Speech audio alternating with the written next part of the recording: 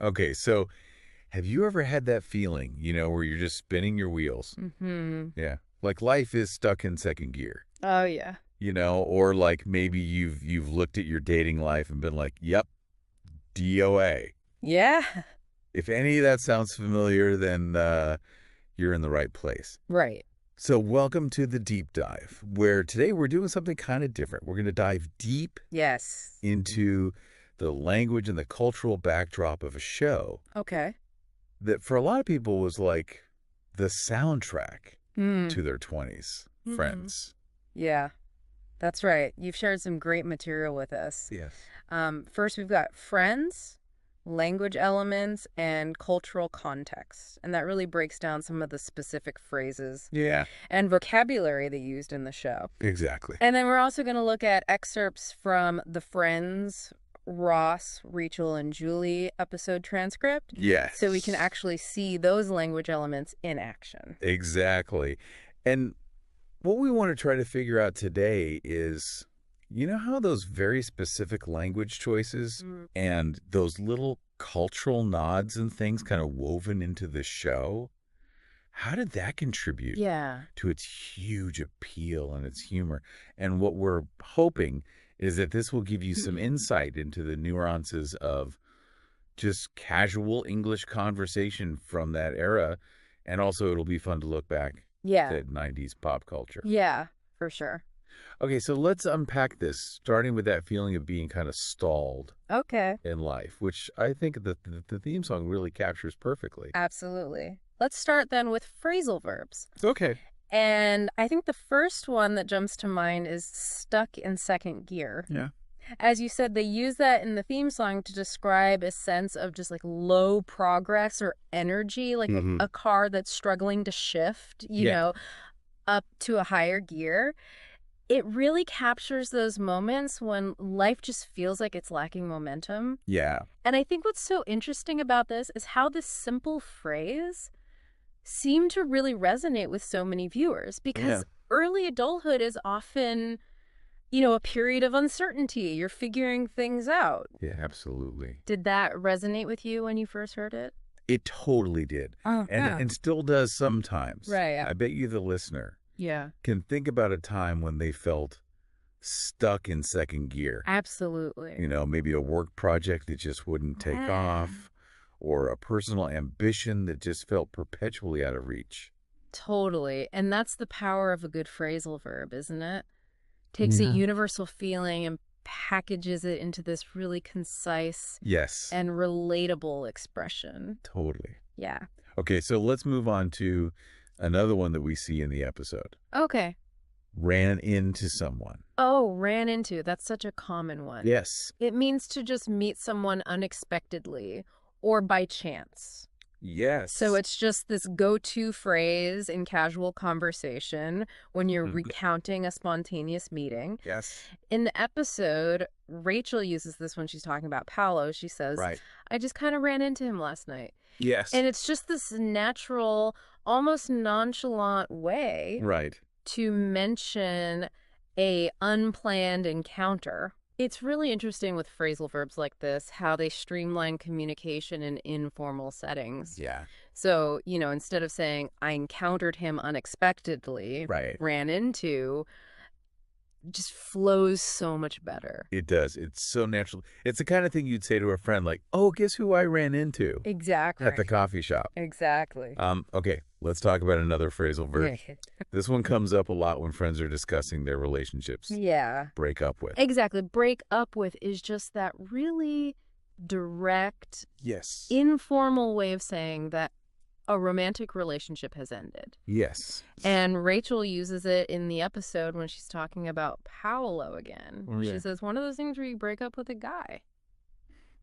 Yes. And it's so ingrained in our dating vocabulary these days. It is. It hardly needs explanation. Right. And it's just used so casually in the show. And it really reflects how friends talk about these often quite sensitive situations. It makes you wonder how many phrasal verbs related to dating have emerged just in the last decade Oh, my God. with online dating and things like that. I know, that's such a good point. It is. Okay, so we've looked at a few phrasal verbs. Yeah. And how they give the show that kind of everyday feel. Yeah. But now, this is where it gets really interesting. Okay.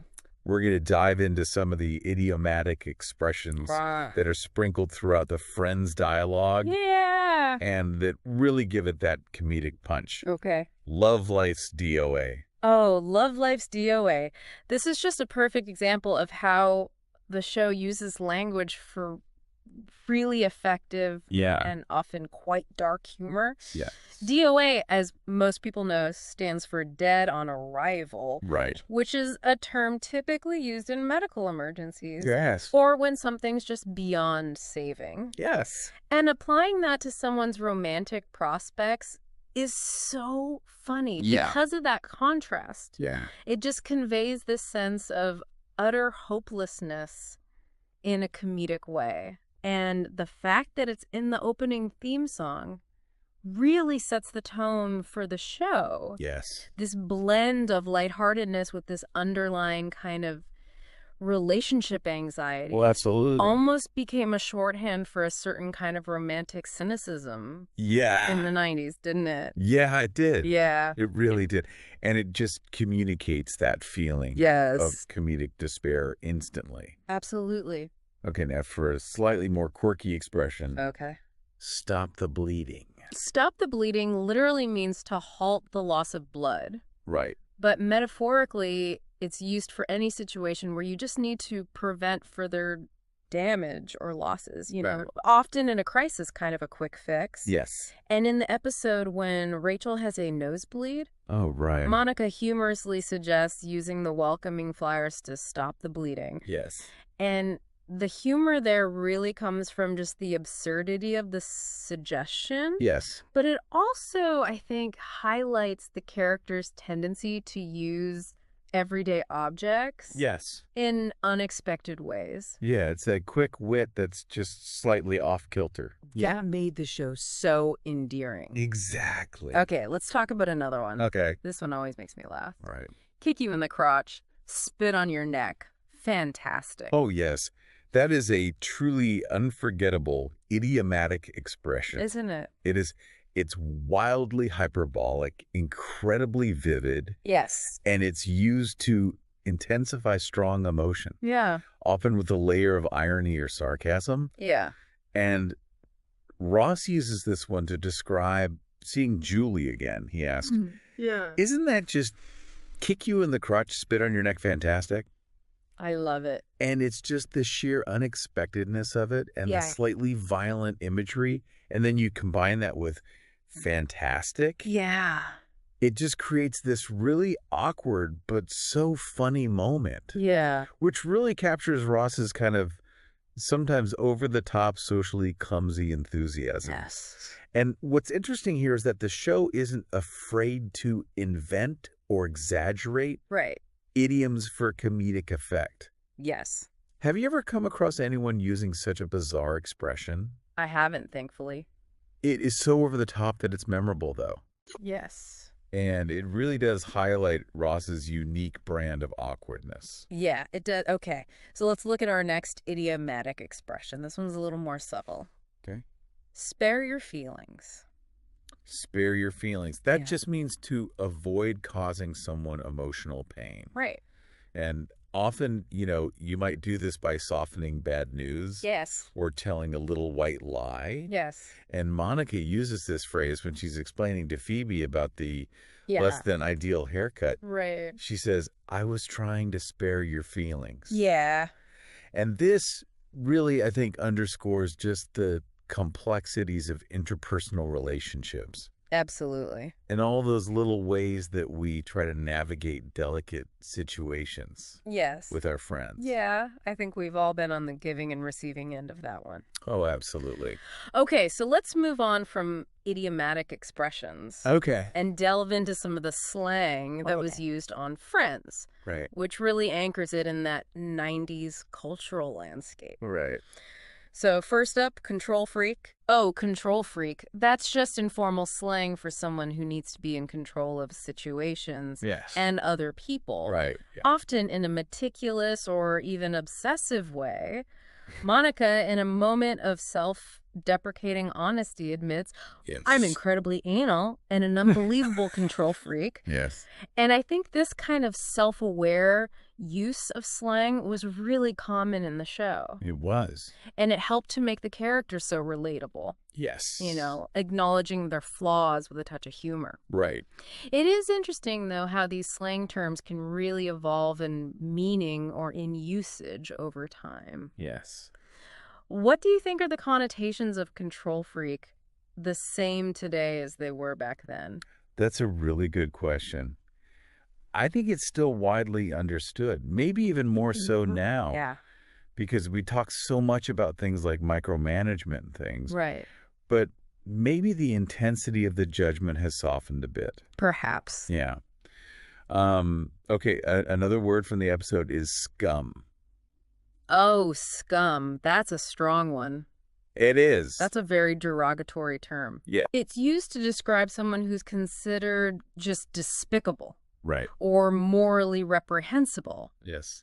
And Monica uses it to express her very strong disapproval Yes. of Paolo. She says, well, then I think the guy's scum. I hate him. I love it.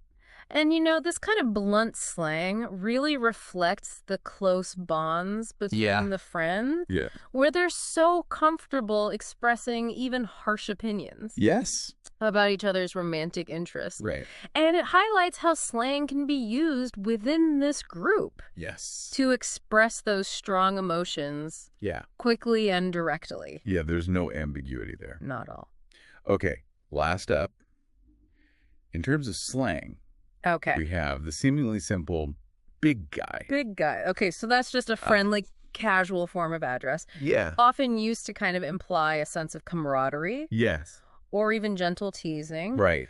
And Rachel uses it when she says to Ross, well, you owe me one big guy. Yeah.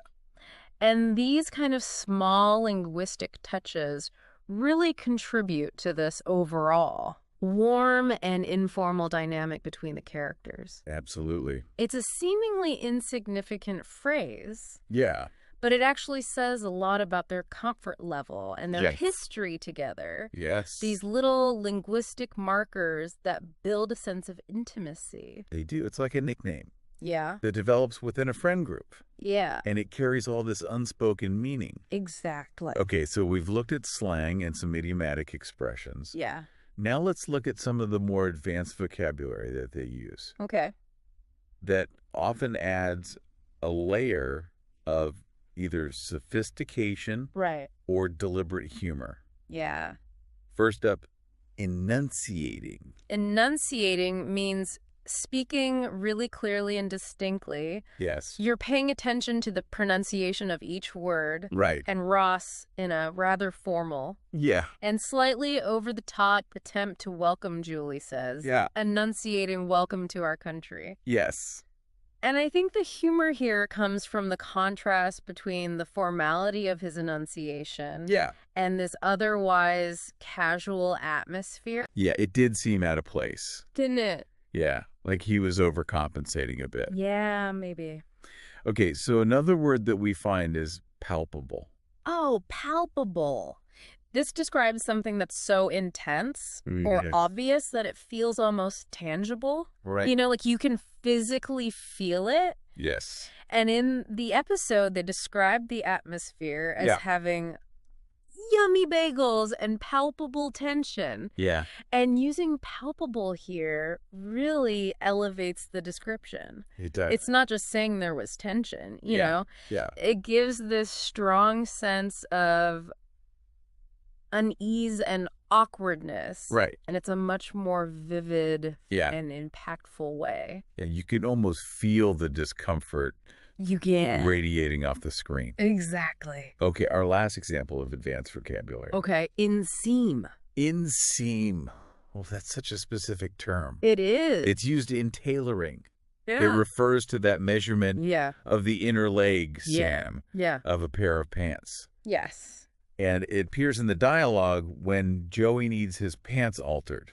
And they're discussing his inseam. Yeah. It just serves as a little reminder that even in this really comedic show, real-world details Yeah. and specific terminology Yes. make their way into everyday conversation. Right. It grounds the more humorous or dramatic moments Yeah, in that kind of feeling of normalcy. exactly. It's a small detail, but it adds to that authenticity. It does. Okay, so we've looked at specific language elements Right. from everyday to a little bit more elevated. Yeah. Here, let's zoom out a bit Okay. and consider the broader cultural context Right. and how it plays into Friends. Okay. And one thing that's really significant is all the pop culture references. Oh, absolutely. The show is full of mentions of celebrities and films Yeah. that were popular in the 90s. Yes. Names like Demi Moore, Mary Tyler Moore, Andie MacDowell, Roddy McDowell. Yes. These Yeah. references acted as this kind of shared cultural language Right. for the audience at the time. Yes. So if you knew who these people were, Right. you were in on the joke. You got it. Yeah. You understood the cultural landscape. Yeah. And the humor often came from playful mix-ups or banter Right. around these references, like the confusion between Demi and Dudley Moore, Yes. Andy and Roddy McDowell. Yeah. And what's interesting is how these very specific references, Right. while they were humorous then, Yeah. might need a little bit more explanation now Yeah. for new viewers. It really highlights how much things have changed. It does. It's like a conversational time capsule, isn't it? It is, yeah. Mhm. And finally, let's touch on the overall colloquial tone Okay. that we find in Friends. Yeah, the whole dialogue is defined by its casual, informal, everyday language. Yes. Simple phrases like Rachel's understated, I'm just going to deal with it, Yeah. perfectly illustrate this. Yes. The conversational style mirrors how friends talk to each other. Yes. And it makes the characters and their situations feel so authentic Yeah. and relatable to the viewers. And that natural, easygoing way of speaking, I think, was a huge part of the show's success. Yes. Made you feel like you were just hanging out Yes. with your own friends. Yes. It was that unscripted sounding way of speaking Yeah. that drew people in. Exactly. Okay, so bringing it all together, Yeah. what are the key takeaways? Well, I think when you analyze it, you see how these specific language choices in Friends, Right. from those phrasal verbs that describe those everyday actions Yeah. to those quirky and memorable idiomatic expressions, Yeah. the slang that Right. grounds it in the 90s, Yes. and then even the occasional use of those more advanced vocabulary words, Right. they all work together to create this really distinctive voice Yes. and a really unique brand of humor. Absolutely. And then you layer on those timely pop culture references Right? and that consistently colloquial conversational tone, Yeah. and you've got a show that felt so familiar Yes. and so funny to such a huge audience. And I think it just shows how language contributes Yeah. Right. so much to a show's identity and its connection with the viewers. Exactly. It wasn't just the storyline, it was the way they spoke to each other. Yeah. So for you, our listener, Right. as you think about all of this, Yeah. consider how does the use of slang and pop culture references in today's media Yeah. shape our understanding of current social trends Hmm. and conversations? Are we building a new linguistic time capsule right now? Yeah. And building on that, are there any phrases or slang terms or pop culture references that you think might sound dated Right. or require explanation in 30 years? Yes. Just like some of those references in Friends might today. Yeah. You know, for someone encountering it for the first time, it really makes you think about how language changes Yeah. and how pop culture leaves its mark Yeah. on the way we communicate. It really does. Yeah. Okay. Well, thank you for listening to The Deep Dive. It's been a pleasure. We'll see you next time. See you then.